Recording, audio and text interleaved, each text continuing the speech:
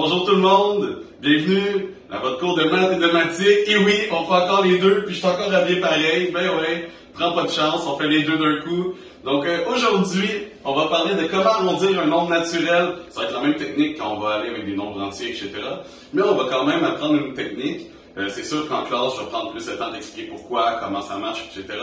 Mais pour l'instant, si tu veux, tu peux faire pause sur la vidéo et regarder cette superbe technique.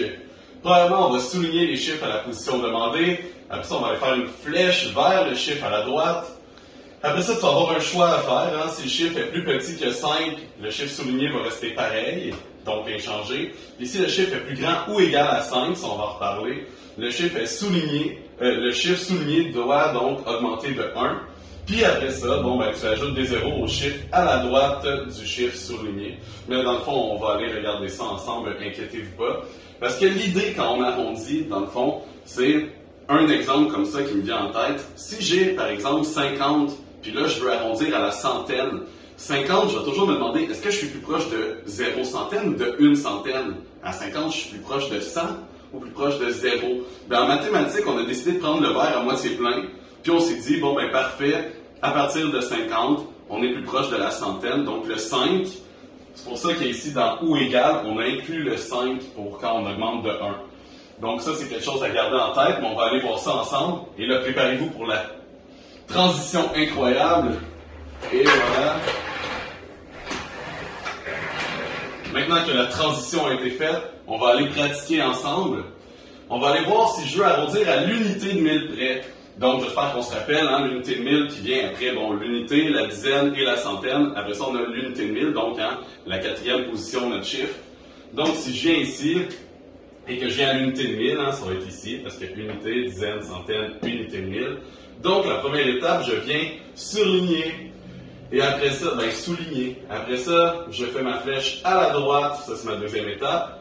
Et là, je regarde, est-ce que le chiffre 9 est plus grand ou égal à 5? Ou tout simplement plus petit? Eh bien, je suis plus grand ou égal à 5. Donc, ça veut dire que je dois augmenter de 1 le chiffre qui est souligné. Donc, est-ce que c'est plus grand que 5? Oui. Donc, mon 4 doit devenir 1 plus grand que 4. C'est 5. Et par la suite, la dernière étape, je viens ajouter des zéros à la place de mes autres chiffres qui sont à la droite. Donc, si je veux arrondir à l'unité de 1000 près 4999, ça me donne 5000. C'est logique, parce qu'à l'unité de 1000 près, est-ce que j'étais plus près de 4000 ou de 5000? À 4999, j'étais plus près de 5000. Ici, c'est un piège, je le fais exprès, je le fais volontairement pour qu'on arrive là.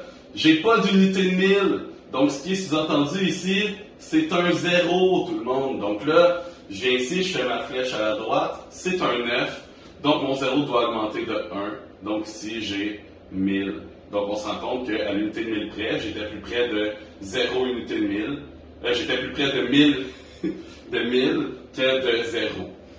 Ici, je suis encore une fois un petit coquin. J'ai fait exprès de ne pas mettre d'unité de 1000. Donc là, on regarde. J'ai encore une fois un 0 qui est sous-entendu. Je regarde le chiffre avant. Mais ce coup-là, le chiffre avant, c'est un 4. Un 4, ça ne change rien. Parce que, c'est plus petit que 5, donc je ne dois pas changer mon 0, je le laisse pareil. Là, des fois, il y a des gens qui aiment mettre les zéros quand même, remplacer mon 4 par 0, mon 2 par 0 et mon 5 par 0. C'est ton choix, mais personnellement, je suis lâche, donc un 0, ça me satisfait. Et honnêtement, c'est la technique qui est préconisée partout au monde. Là, on va arrêter à 0, on n'ira pas ajouter des zéros pour rien. Arrondi à la centaine près, donc là, la centaine, c'est pas le même endroit, c'est ici. Je regarde le chiffre avant, et là, on a un 5. Donc, ça veut dire que mon 8 doit augmenter de 1. Donc, mon 8 va devenir 9. Et là, je peux aller rajouter mes deux zéros. Ici, on va revenir à ce que j'ai dit au début de notre vidéo. 50 à la centaine près, donc je viens regarder, j'ai pas de centaine. Et là, si je regarde le chiffre avant, puisque c'est un 5, ça veut donc dire que mon 0 doit augmenter de 1. Et donc, on se rend compte qu'à la centaine près, 50 est plus près de 100 que de 0. Ce qui pourrait être une belle discussion psychologique et philosophique, à savoir, est-ce que 50 c'est vraiment plus haut, c'est plus près de 100 ou plus près de 0? Bref, nous en maths, on va prendre pour acquis que c'est plus grand. Et le dernier, c'est un exemple que j'aime particulièrement. c'est là qu'on va se rendre compte d'une petite particularité. Si je viens à la centaine près, je viens ici, je viens regarder ici, et là 7 c'est plus grand que 5, donc mon 9 doit augmenter de 1.